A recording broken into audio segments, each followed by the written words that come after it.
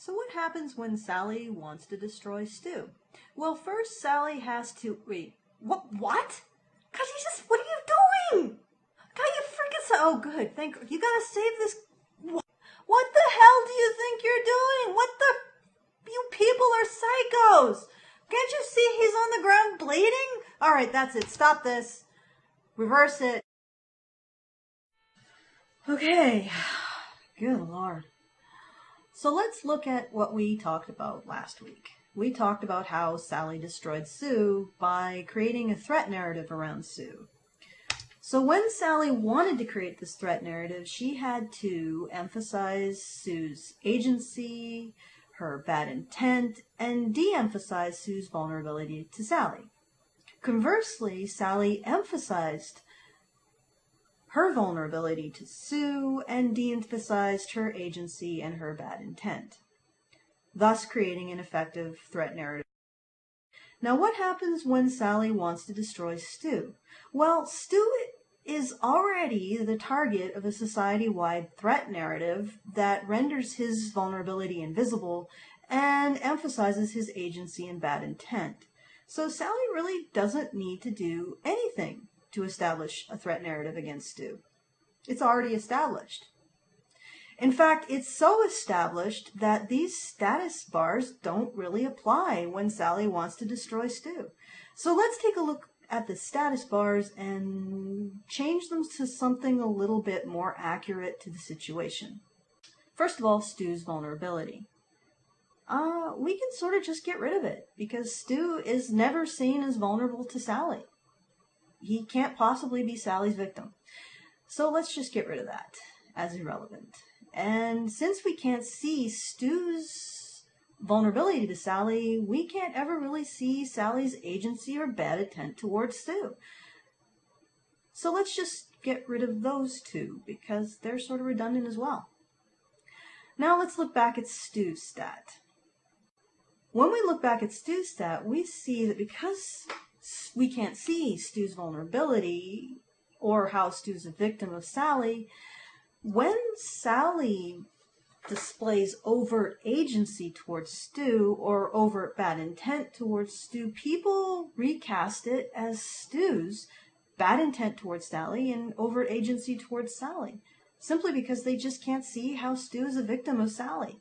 So Stu must have done something to deserve it. But but this essentially makes this stat by Stu redundant because it really isn't, it's not really reflects anything that Stu actually does. So let's delete that.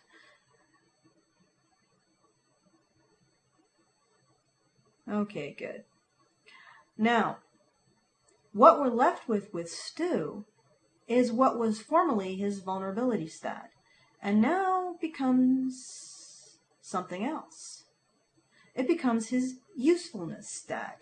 And the reason why Stu's vulnerability stat becomes his usefulness stat is because it's pretty much measuring the same thing. It's still Stu's vulnerability, but now when Stu is seen as vulnerable, he's seen as useless. Whereas when Stu is seen as invulnerable, he is seen as useful. So it's sort of the inverse of his vulnerability stat, but it's still measuring the same thing. And since Sally has established herself as the source of the dominant threat narrative in the environment, Stu's usefulness stat is really better termed his usefulness to Sally, or his manhood.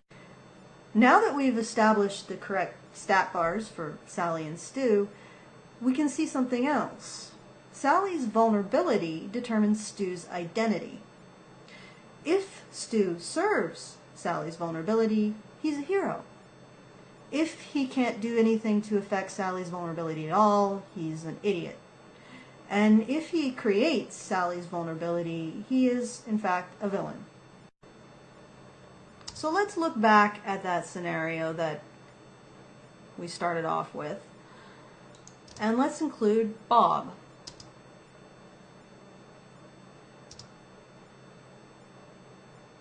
Bob, like Stu, has one status bar: his usefulness to Sally. Like Stu, Sally's vulnerability is going to divide Bob's identity either into hero, idiot, or villain. Because we can't see Stu's vulnerability to Sally, when Sally displays bad intent and agency towards Stu, it's actually Stu displaying bad intent and agency towards Sally, which makes him the villain. And when Bob comes in on the scene, he orientates himself to Sally's vulnerabilities and attacks Stu, making him the hero. Essentially what happens is men will orientate towards the strongest threat narrative in the environment, like iron fillings orientate towards a magnetic field.